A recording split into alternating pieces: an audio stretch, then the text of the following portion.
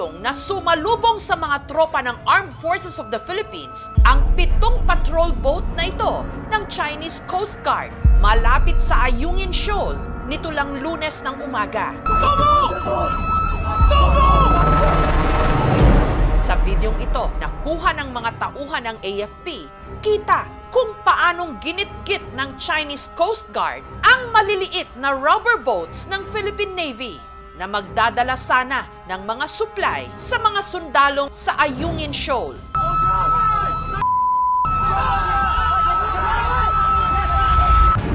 Ang ilan sa mga Chino may mga dala-dala pang palakol at kutsilyo.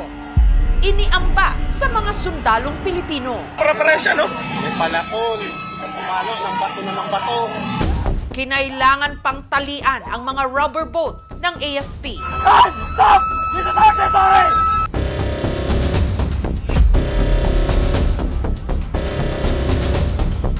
Pinagpapalo ng mga Chinese Coast Guard at binutas pa.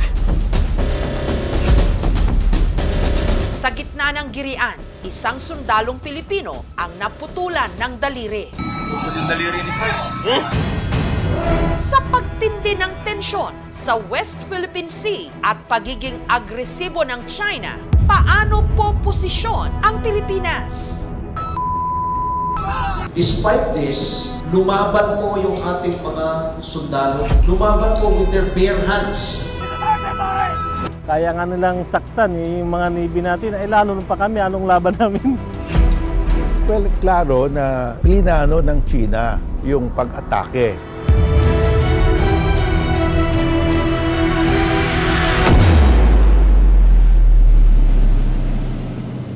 Nung humupa ang tensyon sa Ayungin Shoal kinaumagahan, agad sumaklolo ang Philippine Coast Guard sa mga na-stranded na sundalo sa gitna ng dagat. Gabi na, nung ligtas silang naiuwi sa Buliluyan Port sa bayan ng Bataraza sa Palawan. Okay, Pangyaw, thank you ha.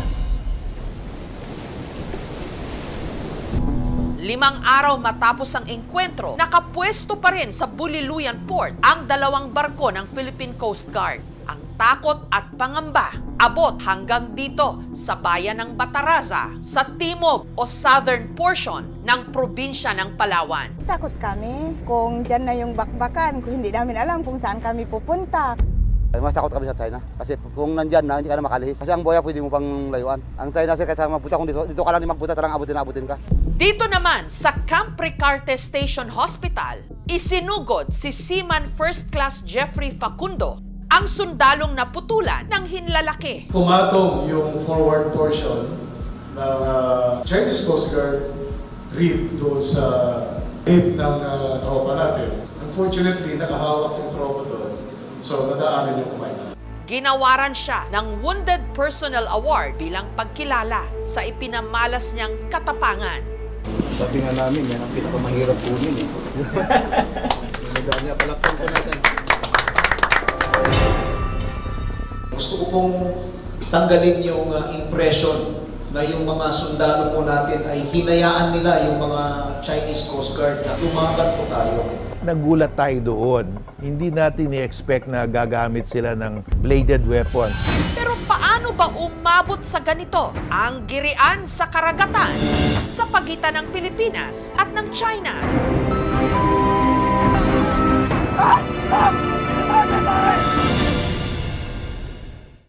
Sa kasalukuyan, may tensyon sa West Philippine Sea. Sa Scarborough o Panatag Shoal, malapit sa probinsya ng Zambales, at sa Ayungin Shoal, malapit sa isla ng Palawan. Inaangkin ng China ang halos buong South China Sea. Sa kanila raw ito, katulad ng nakasaad sa kanilang mapa. Pero pinabulaanan na ito at pinasinungalingan ng ruling o pasya ng United Nations Arbitral Tribunal taong 2016. Naglabas sila ng handbook. Ito yung teritoryo namin. Hindi nila sinama yung Spratlys. Hindi nila claim. Hindi rin nila claim yung Scarborough Shoal. 1947, ni-revise nila yung handbook and that was the only time na claim nila yung Spratlys at saka yung Scarborough Shoal. Sa Murillo Velarde map ng Pilipinas, nakasaad na ang Scarborough o Panatag Shoal ay sa Pilipinas. Ang mayamang pangisdaang ito nasa loob ng tinatawag na EEZ o Exclusive Economic Zone ng Pilipinas. Yung Pedro Murillo Velarde, ang tawag ng Scarborough Shoal, Panakot. Andun rin yung Spratlys, ang tawag ng Spratlys, Los Baos de Paragua, the Shoals of Palawan. Inulit yan sa 1808 map ng Spain, official map of Philippine territory. Talagang tayo, solid ang evidence natin. Kaso, hindi di umano sumunod sa usapan ang China. China na ang ngayoy may kontrol sa lugar. At madalas pa nitong itinataboy ngayon ang mga mangingisdang Pilipino, pati na ang Philippine Coast Guard. Ang West Philippine Sea, mayaman sa langis, sa isda. Sentro na ito ng kalakal. Gusto ng China na makuha ito dahil may pinaplano sila yung parte ng kanilang rejuvenation policy. Nasa 2049, lahat ng kanilang mga nawalang teritoryo kasama ng Taiwan at mga isla sa South China Sea ay mapasa kanila. Ang pinakamalaki sa mga inaangking teritoryo roon ng Pilipinas, ang Isla ng Pag-asa, na noong 1989, una naming tinangkang marating kasama ang COMELEC sakay ng eroplano ng Philippine Air Force para sana makaboto ang mga nakadistino roong sundalo noon.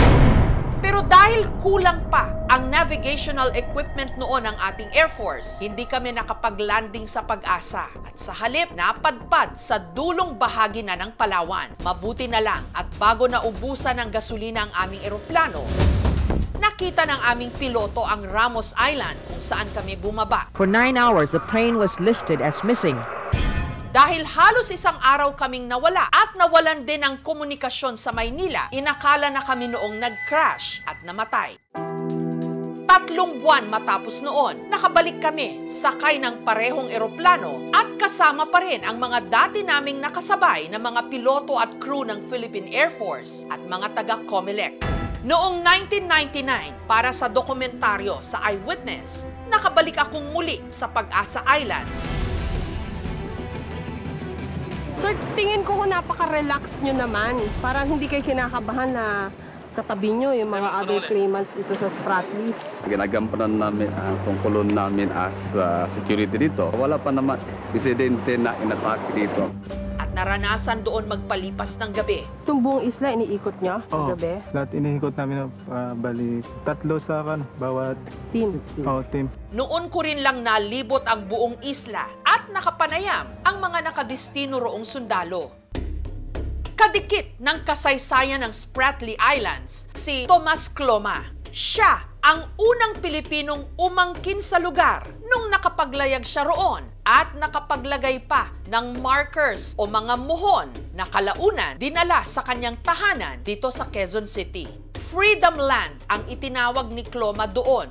Nung araw no, hindi alam na Spratly yun. Ngayon, nung in-inquire niya sa gobyerno kung anong status ng mga isla-isla na yun, lumabas nga sa records ng gobyerno na walang indication sa mapa, nakalagay lang doon, unexplored. So siya rin ho yung nakadiscover ng mga islands occupied by the other countries now? Oh, yes. It was him. As a matter of fact, after that, it became our private fishing ground until my father decided to claim after verifying the records. Hey! Stop! This is our territory! Taong 2012, ipinag-utos ni dating Pangulong Noynoy Aquino na ang dapat nang itawag sa South China Sea, West Philippine Sea. Hanggang nitong mga nakaraang taon na nagsunod-sunod na ang mga panghaharas na ginagawa ng China laban sa mga Pilipino. 2019, ang Gemver fishing boat ng mga mangingisda mula Mindoro binangga ng isang Chinese vessel. December 2023, 5 mangingisdang lula ng dekatig na bangka ang na-hit and run din ng isa pang Chinese vessel. 46 kilometers lang ang layo mula sa Dalampasigan sa Paluan, Occidental Mindoro. At nito nga lang unang bahagi ng Hunyo, binomba ng water cannon ng Chinese Coast Guard ang mga barko ng Pilipinas na naglalayag noon sa Scarborough o Panatag Shoal.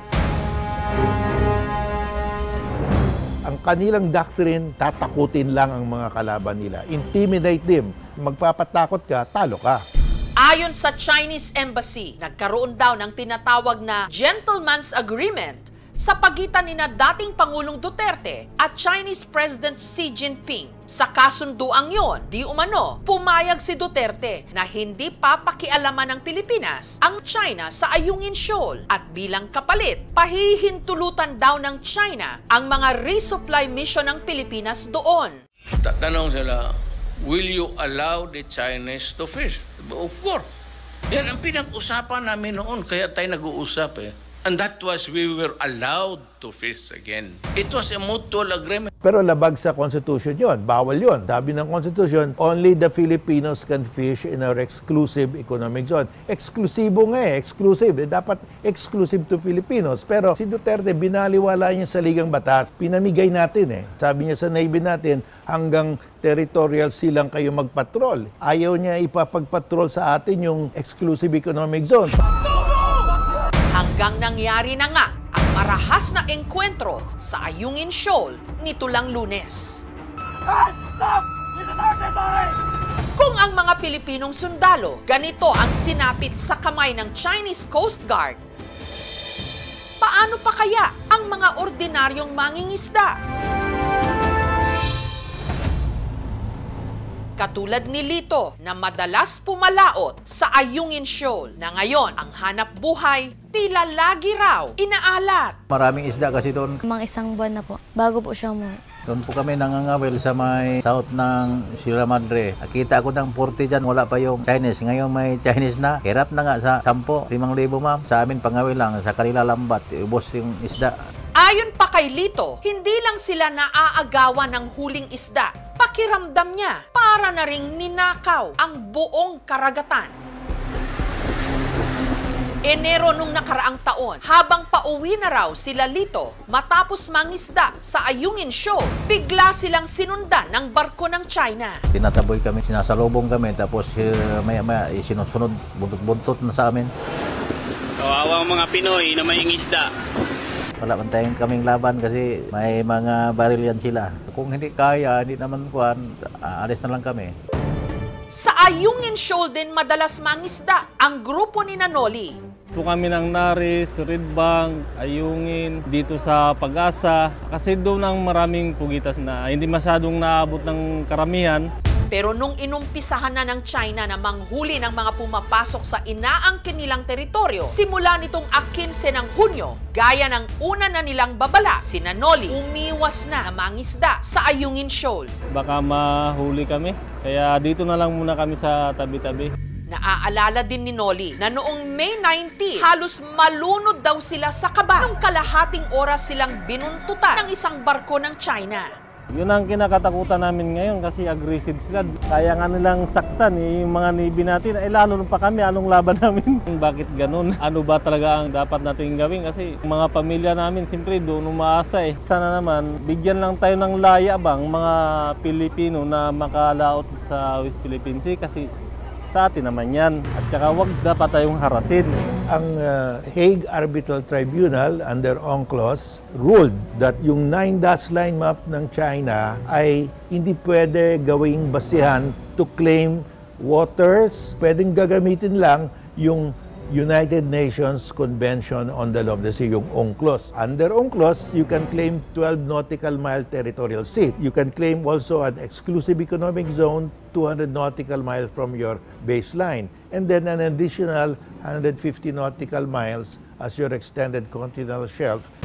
Ang tanong ngayon, saan ba papunta ang lahat ng tensyong nagaganap ngayon sa West Philippine Sea? The official doctrine ng China, approved by the People's Congress, Central Military Commission at saka Politburo, sabi nila, we will win the South China Sea without firing a shot. Bakit? Because pag gagamitin nila, dadaanin nila sa gera, magkakaroon ng nuclear war. Pag nuclear war, ni isang Chinese, walang survivor. Bakit? China has only 4,500 maximum 500 nuclear bombs.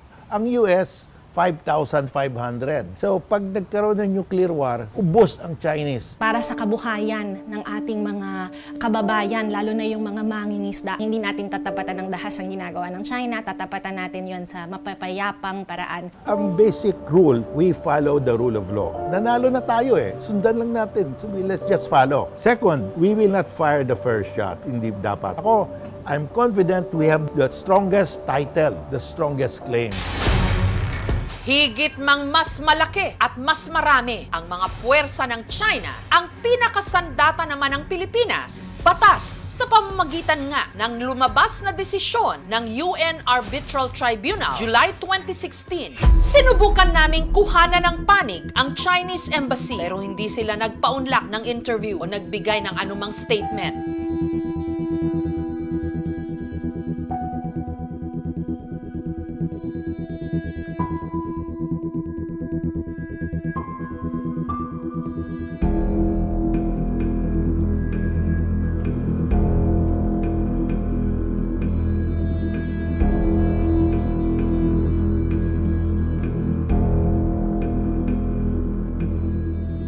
Hey!